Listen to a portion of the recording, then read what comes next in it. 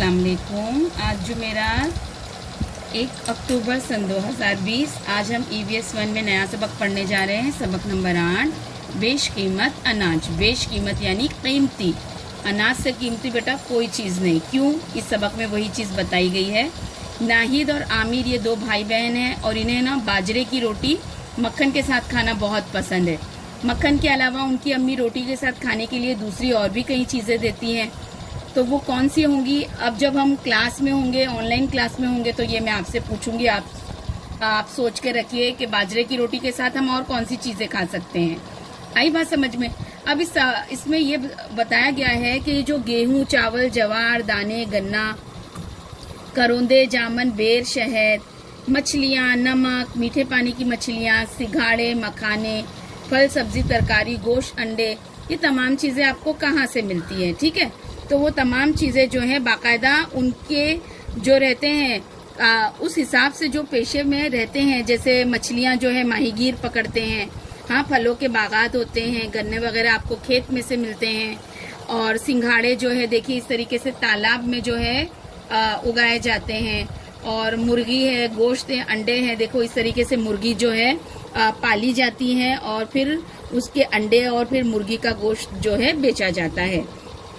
फिर क्या हुआ, एक दिन आमिर ने जो है अपनी अम्मी से पूछा कि अम्मी आप हमें ऐसा रोजाना क्यों कहती हैं कि अच्छी चीजें ज़ाय नहीं करना चाहिए, जो ग़िज़ा आपको मिलती है उसका जो है आपको बहुत ख्याल रखना चाहिए और सोचना चाहिए कि वो तुम्हें कहाँ से मिलती है।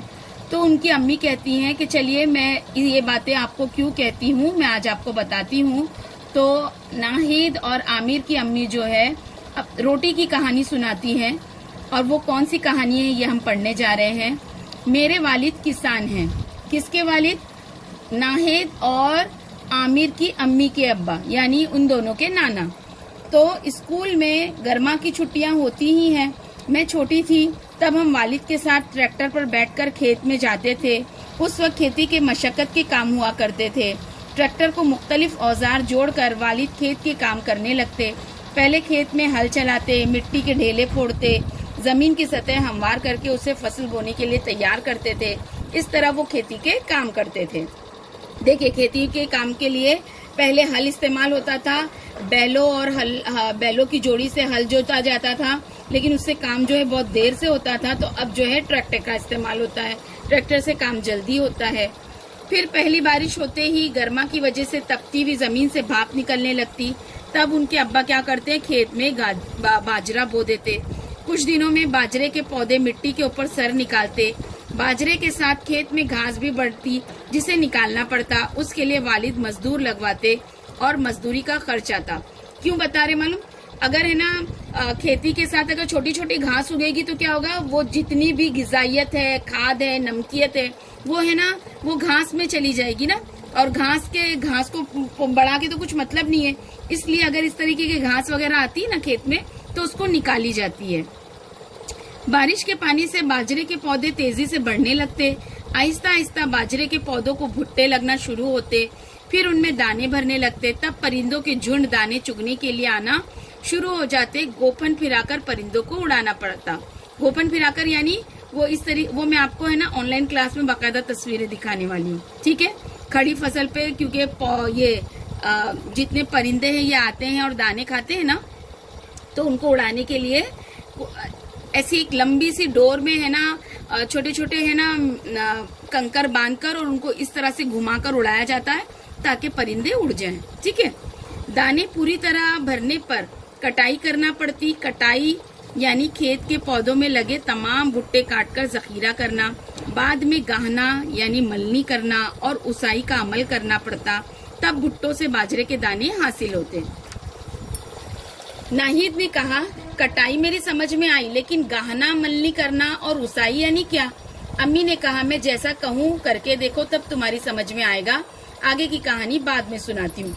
तो अम्मी ने गाहना और मलनी करना के लिए एक है ना छोटा सा काम बच्चों से करवाया कि आधा टोकरा सूखी मूंगफली लेकर उसको 2 बराबर हिस्सों में तकसीम किया। एक हिस्से की मूंगफली के दाने जो है हाथ से छीलकर निकाले। हाथ से जरिए फलियां छीलने में बहुत वक्त लगा।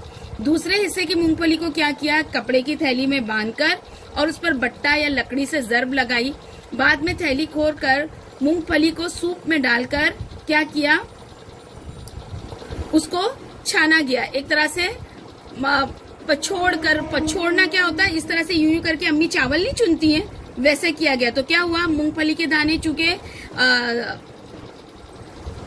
जो मूंगफली का छिलका है उससे ज्यादा है ना वजनदार है, तो वो सूप में रह गए और छिलके जो है बाहर गिर गए। तो उसको मलनी करना कहते हैं। वो मम्मी ने उनको समझाया कि छिलके हल्के होते हैं, इसलिए पछोड़ते वक्त वो हवा की वजह से उड़कर दूसरी जानिब गिर जाते हैं। दाने वजनी होते हैं, इसलिए वो सूप में ही रह जाते हैं। पछोड़ते वक्त हवा का इस्तेमाल करके दाने और छिलके अलग कर सकते हैं। अब आगे की कहानी सुनो।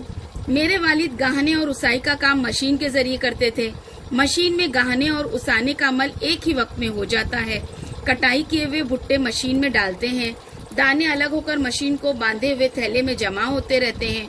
भुट्टों में मौजूद भूसा और दूसरा कचरा दूर जा गिरता है।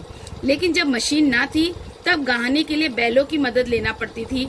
उसाई के लिए किसी कदर ऊंची जगह खड़े रहते।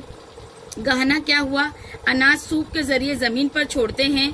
हवा की वजह से भूसा और कचरा दूर जा गिरता है और बाजरे के दाने करीब ही गिरते हैं और उनका ढेर लग जाता है। मशीन के जरिए किए हुए काम जल्दी होते हैं, लेकिन मेहनत और खर्च तो करना ही पड़ता है। देखिए अभी तो सारे काम मशीन से होते हैं, लेकिन पुराने जमाने में ये देखिए बैलों को है ना इस तरीके से जो बाजरे के भुट्टे हैं उन पर चलाया जाता है ताकि दाने निकले, और फिर किसी ऊंची जगह पर खड़े होकर सूप की मदद से क्या करते थे कि उसाई का काम करते थे ताकि कचरा और दाने अलग अलग हो जाए। उसाई के बाद हासिल शुदा अनाज को थैलों में भरकर रखते हैं। कीड़े ना लगे, चूहे घूस उसको बर्बाद ना करे, उसके लिए मुनासिब एहतियात बरतते हैं। घर में जरूरत की हद तक अनाज रखते हैं और बचे हुए थैले गाड़ी में भरकर बाजार बेचने के लिए ले जाते हैं। वहाँ व्यापारी अनाज खरीदते हैं, तब किसान को उगाए हुए अनाज का पैसा मिलता है। आमिर, लेकिन रोटी अभी कहाँ बनी? अम्मी, अरे रोटी की कहानी यही खत्म नहीं होती। व्यापारी जो अनाज खरीदते हैं वो सारे मुल्क में बेचा जाता है। वो ट्रक या मालगाड़ी के जरिए हर जगह पहुंचाया जाता है। इसके लिए हमाल और ट्रक चलाने वालों को मेहनत करनी पड़ती है। इसके अलावा नकलो हमल का खर्च भी होता है। अब अनाज के थैले बड़े व्यापारियों से छोटे व्यापारियों के पास जाते हैं। लोग उनके पास से अनाज खरीदते हैं, यानी बनिए की दुकान से। समझे बच्चों?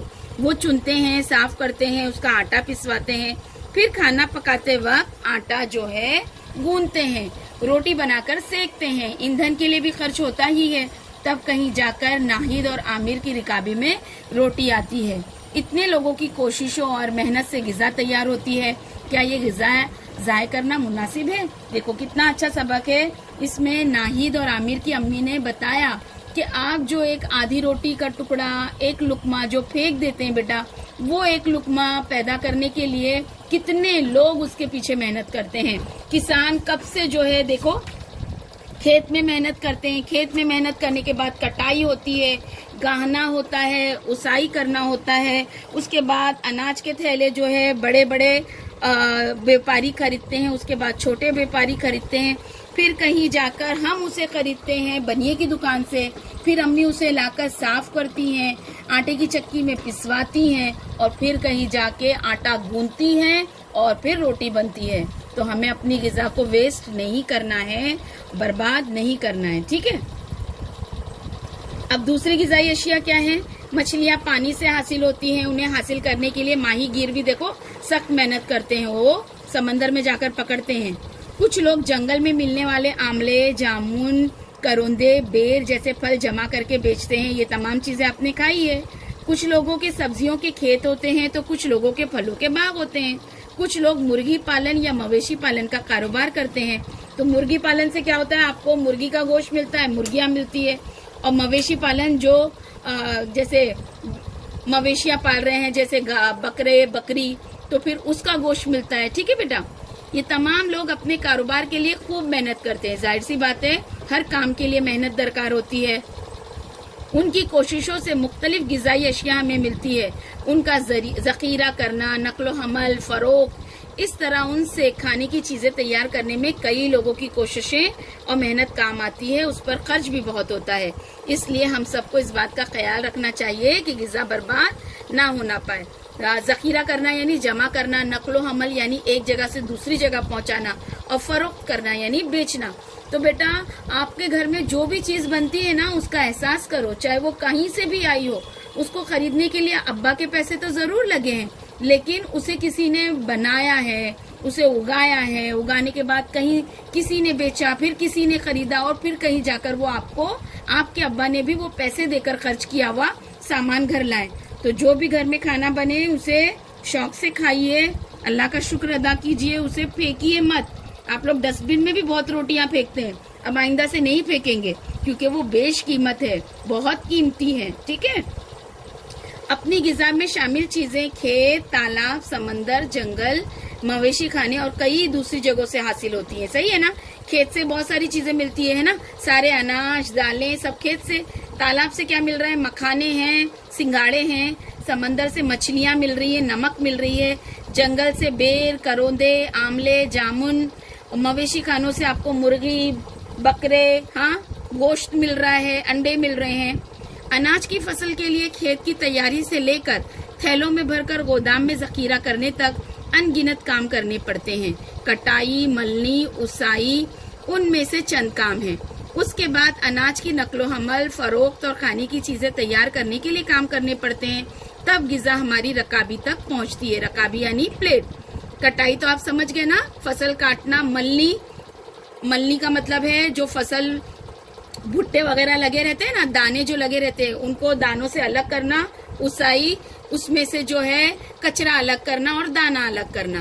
तो इतने काम करने के बाद फिर कहीं जाके वो अनाज जो है मुख्तलिफ लोगों के हाथों से होते हुए, यानी बड़े व्यापारी से छोटे व्यापारी से बनिए लोग खरीदते, फिर कहीं जाकर अम्मी और अब्बा वो अनाज खरीद कर लाते हैं, फिर वापस से उसे साफ करते हैं, पिसवाते हैं और खाना बनाते हैं।